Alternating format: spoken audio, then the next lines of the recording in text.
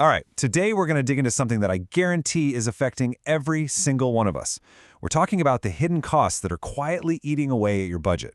It has a name, shadow inflation, and we're about to break down what it is, and more importantly, why you need to know about it right now. Okay, so let's just get right into it. Does this feel familiar to you? You see an official inflation number, something like 2.4%, and you just kind of scratch your head, right? Because your grocery bill's definitely higher, gas is way up, your bills are climbing, but the official data just doesn't seem to match what's happening in your bank account. Well, you are not going crazy. There is a very real reason for that gap. And that frustrating feeling, that disconnect between the official numbers and your reality, it actually has a name, and that's what we're going to unpack. The shadow inflation warning. So what in the world is shadow inflation?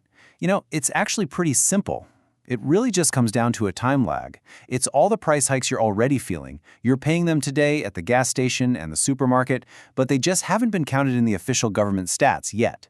The inflation is real, it's just lurking in the shadows of the data for a little while. So what's kicking all of this off right now? Well, the source material we're looking at points its finger at one single, incredibly powerful commodity that starts a huge chain reaction across the entire economy. And it starts right here, a 10% jump in the average price for a gallon of gas in just 1 week. That is not a slow creep. That's a massive, sudden shock to the system. And it acts like the very first domino to get knocked over. But why does that one number have so much power? Because, and this might sound a little dramatic, but it's true, our entire economy runs on oil. When the price of oil goes up, it's almost a guarantee that the price of everything else is about to follow. Just think about it for a second in terms of your everyday life. The trucks that deliver your food to the grocery store, the planes that fly those Amazon packages to your door, even the fertilizer that's used to grow our food. It's all tied to the price of oil. So when oil surges, businesses have to pay more, and you know exactly where that cost ends up, passed on to us. And this breaks down that chain reaction perfectly. It's a simple, predictable three-step dance.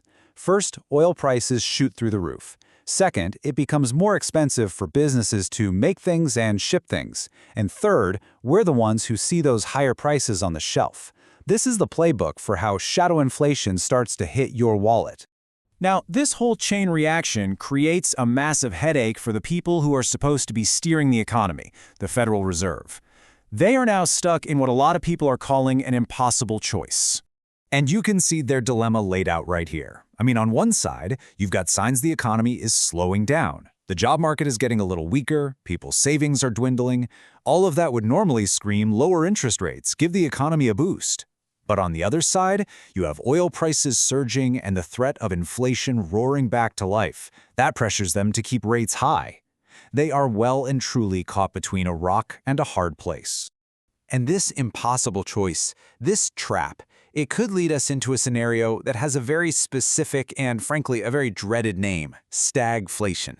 It is the absolute worst of both worlds. Just imagine, prices for everything stay painfully high, but at the exact same time, it gets harder and harder to find a job. Your finances get squeezed from both directions. And if that wasn't enough, you have major investors like Ray Dalio warning that this might be part of a much bigger picture. He believes we're in a cycle where the government has no choice but to create more money to pay its debts, which of course just makes every single dollar you've saved worth less and less. And the scale of this debt, it's just staggering. The source material points to a $38 trillion deficit. When you see a number that big, you start to understand why these concerns about a long-term debt cycle are so serious. Okay, so that's the picture. It's complicated, it's uncertain. So the big question is, what can you actually do about it? Well, the source material we're analyzing does outline a specific financial strategy to help navigate these choppy waters. The proposed strategy really has three main parts. First, be consistent. Don't panic, just keep steadily investing in the broad market. Second, diversify a little. Put a small slice into an asset that's outside the traditional system, like a Bitcoin ETF. And third, look for income. Right now, things like tax-free municipal bonds are actually paying out a pretty solid, steady yield. Now, the whole idea behind this game plan is to keep a long-term perspective. The argument here is that while all this uncertainty feels really scary in the moment, history shows us that market dips like this have always been buying opportunities.